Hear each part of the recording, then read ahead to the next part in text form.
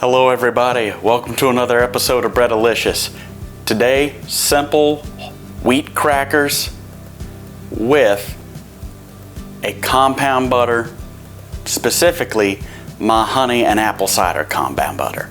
So, without further ado, let's get started here.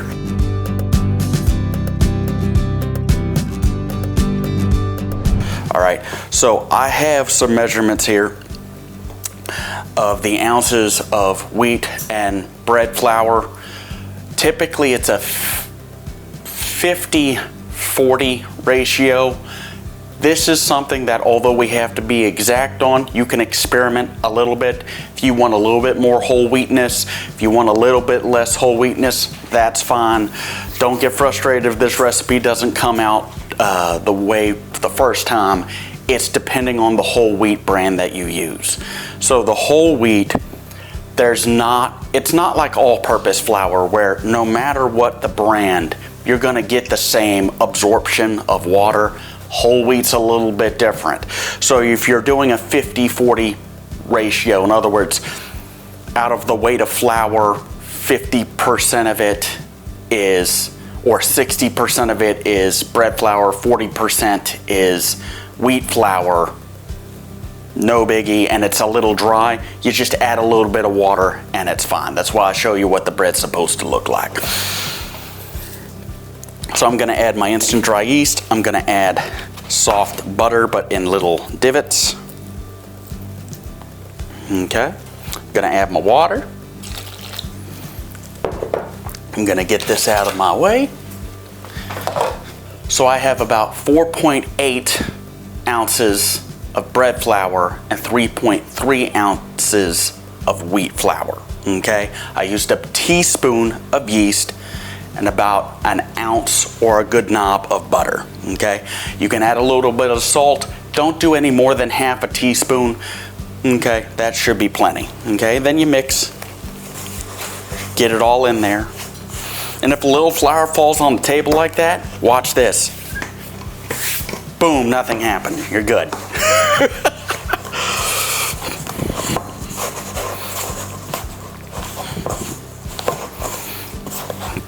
So as I'm talking about ratios, we want to talk about water. Okay, I'm also gonna see what's going on because my dough's not cooperating with me. This called for a half a cup of water. And I'm gonna say with all that, that's a little bit dry. So I just come over to my kitchen sink. Okay, just take it slow. Think of it as adding about a teaspoon of water at a time if that happens to you. This is why I do this episode, because you'll be working with whole wheat also in the future when we do whole wheat breads. So it's a good practice just to know. I wish that all whole wheat flours were the same, but they're not. And some whole wheat flour brands are made with different types of grain. There's many species of grain out there. So you just got to deal with it. Okay, that ain't no big deal. Yeah, okay, so this I'm liking. This is holding, it's a little moist to the touch, but it's not sticky. Okay, so you just do your typical knead. You don't need a long one. Few minutes, just get it together in a nice round ball. And then what we do is we stick it back in the bowl, cover it, and refrigerate it overnight if you want to, or cover it and then leave it alone for 2 hours. So we're gonna leave this alone for 2 hours and then come back. All right, so for this compound butter, you wanna start off with a pound of softened unsalted butter.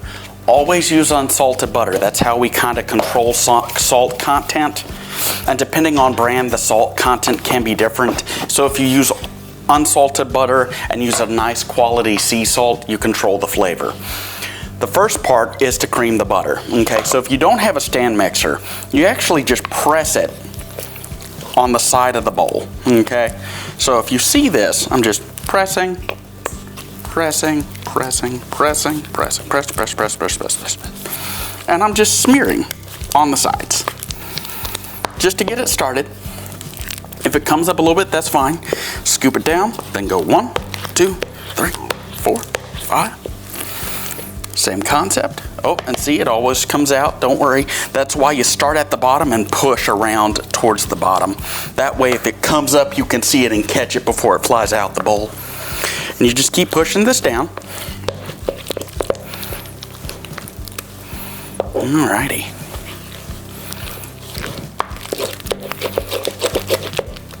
Smear, smear, smear, smear. Alrighty. Next, I'm going to add my honey.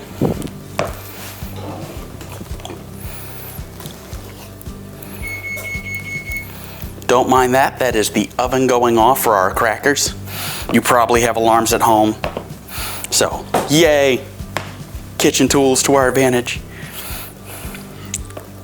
Okay. And then apple cider vinegar. And then the salt. Now, important thing is start slow here. Since apple cider vinegar is a liquid, and you can use any vinegar you like. I like apple cider vinegar. But regardless, start slow with the liquid because butter is a fat and it takes a while to get that incorporated.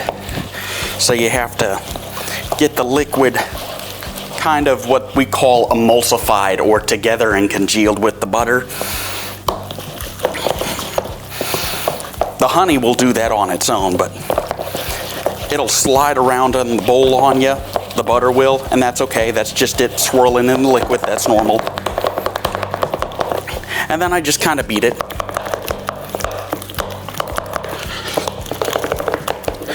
You don't need a whisk. And with the wooden spoon, you can kind of smear it. Whereas with the whisk, you can't. And what's nice about these compound butters is you can kind of make them your own. You can add several herbs, fresh herbs, and make an herb compound butter this way. If you're having a chili cook-off, whatever, you can add paprika and garlic salt and onion salt, and that way you have a nice paprika compound butter to go with your bread with chili, all kinds of stuff. Okay. I'm going to grab some plastic wrap and then I'll be right back. Okay, so I have a piece of plastic wrap here. Grab that. With compound butter, you have the advantage of doing it two ways. Whip it, put it in a bowl, serve it airy-like, or after mixing it, you can put it in plastic wrap, roll it, and then let it chill, and then you have little nice slices. So you got options here. We're going to do a little bit of both today. I'm just going to put this there. I'm going to use the plastic wrap to kind of not get my hands all gunky. And as you can see, it works out just fine. Okay. Then I'm going to kind of use the plastic wrap to roll it. Excellent. Then you just roll, roll, roll, roll, roll, roll. And then you do a twist. Squeeze the air out. And then just, if you twist on one side one way, twist on one side the other way. Okay? And then that's what I recommend, because then the butter tightens and you get a nicer log that way. And then you just roll, tuck. You have a nice little loaf that you can put in the fridge. Okay, so our crackers are ready to be formed. I'm gonna grab the dough. I'm gonna also grab a small little bowl with a little bit of flour in it just so I have options. Remember, always give yourself options. Always dust your rolling pin. And a trick too is, you saw me kind of dust the flour. That was actually an extra step. I could actually, before I put the dough down, go ahead and dust the rolling pin and the table at the same time. So that's a step you can skip. All right, we're gonna roll this really flat. Oh ho ho! I guess I didn't add enough. I'm glad that happened actually. Sometimes that happens to you. That's okay, you just add more flour. Just add more flour, it's fine. Kind of pulls the dough and tears it, so that's why we flour our rolling pin really well. This is nice and loose. I like it. Fun times. We're also gonna, since it's a little sticky, and that happens based on how humid it is, you bakers out there, some of you that live in Florida are not going to have the same experience as someone in Arizona, and that's perfectly natural. So you just deal with it. It is okay.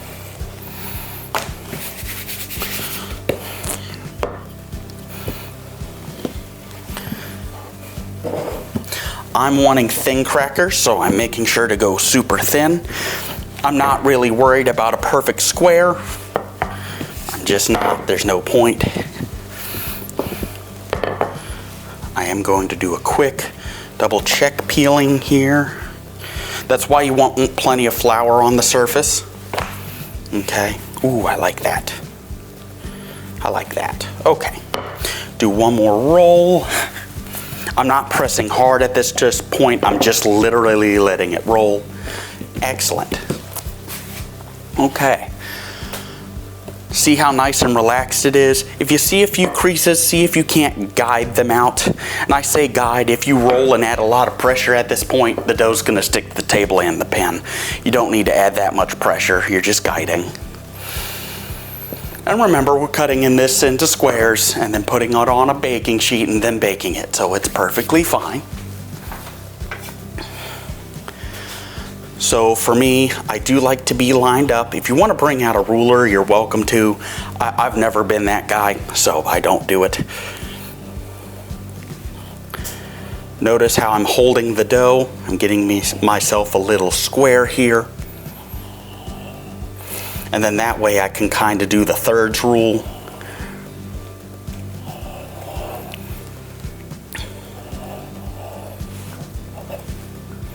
Don't worry about it bending at this point, because remember, you have to pick it up and then put it on a sheet tray. So it's fine.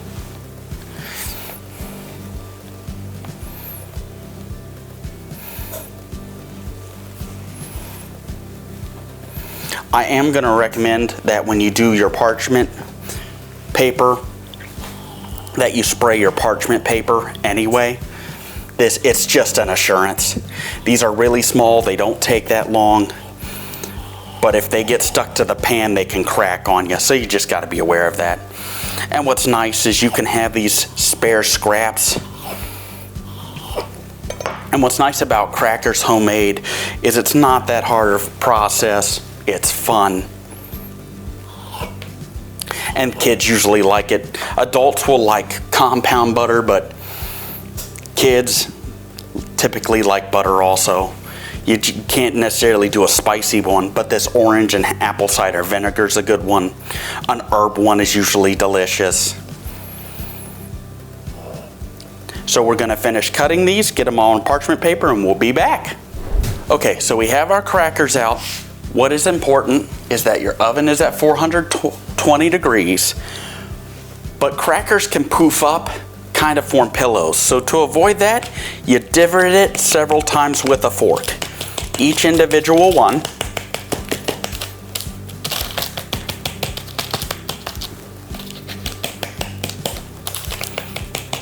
It also looks beautiful, so.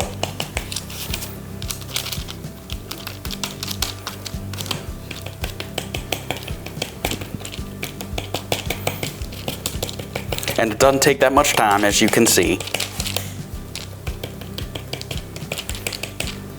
And then after you divot it, you can either drizzle some olive oil on it, but I actually really do encourage the sprays of oil. They are a lot easier to handle. So if I were to have a bottle of oil and drizzle it, that's actually very nice, and you can do that, but it's not as efficient. Or you can just do this. Done. You know, it's a much faster process. So with that, I also want to finish it with some salt.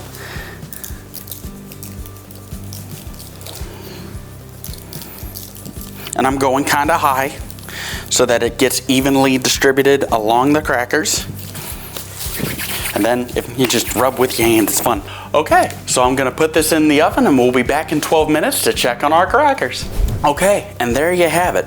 We have our compound butter, unchilled, freshly whipped, and these are what they come out, the whole wheat crackers, okay? This is an example of a smaller one. That may be a little too dark, but a slight rim of darkness is perfect. And that nice crispiness, you should smell it in here, it's delicious. And the advantage to compound butter chilled is you can slice it to any thinness you want. And you can see, oh, that is delicious. So honey there. But yeah, there you have it. Compound butter and crackers. Perfect for an afternoon snack. Until next time on Bread-a-licious, keep cooking, y'all.